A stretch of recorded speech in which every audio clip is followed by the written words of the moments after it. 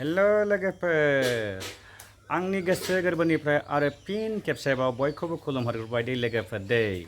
आंनि हिन्जावा दिनै खान्थालजों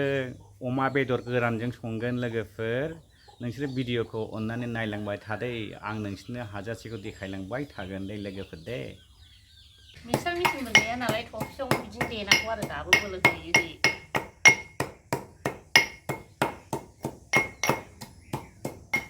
थाव गुबै होबाय लोगोफोर खान्थालजों अमाजोंखौ एवसिगोन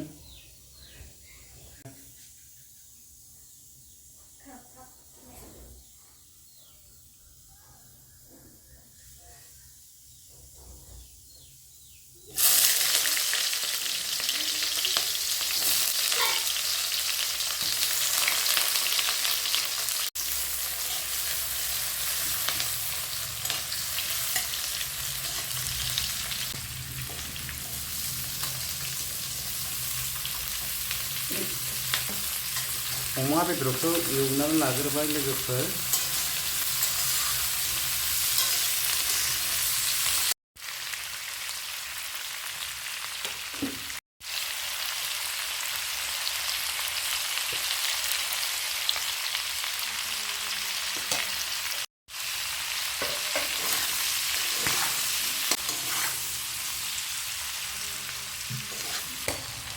अमा बेदर गोरान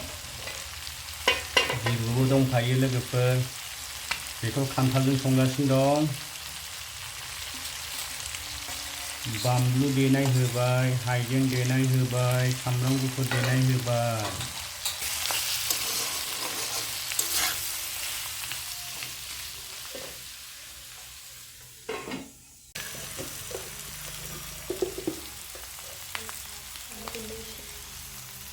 बानलु गुन्दै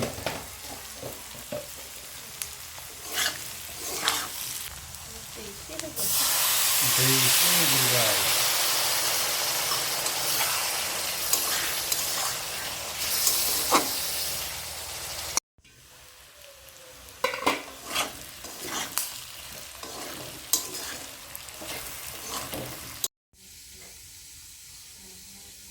खान्थाल बेयो दानिया खान्थालखौ होबाय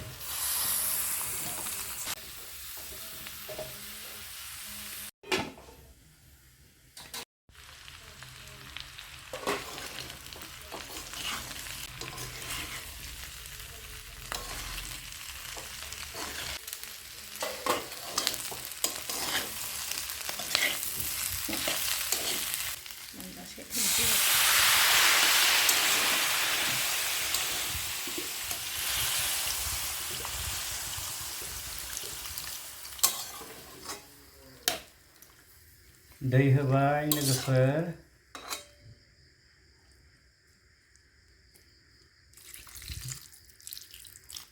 बेबायदि लोमजासे दै होनानै लानांगौ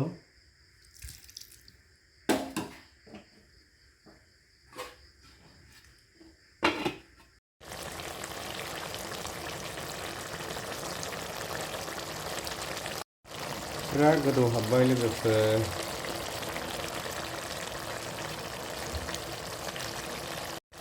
मोनथारनोसै बावलिया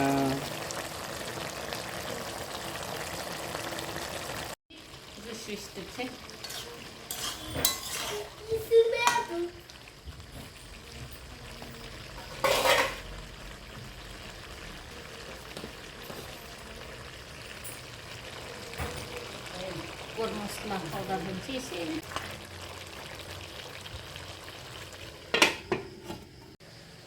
लोगोफोर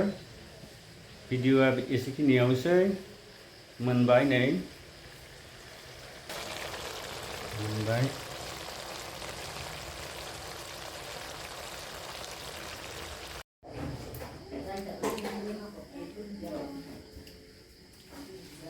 जानायबाय आंनि हिन्जावा नायदो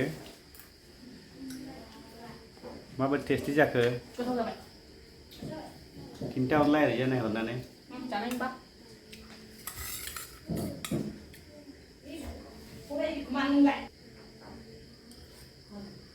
जाबायना जाबाय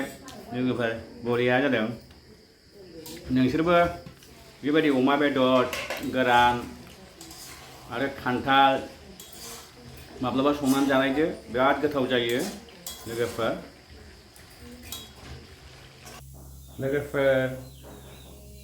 आंनि भिडिअखौ नायनानै माबायदि मोनदों लोगोफोर मोजां मोनदोंब्ला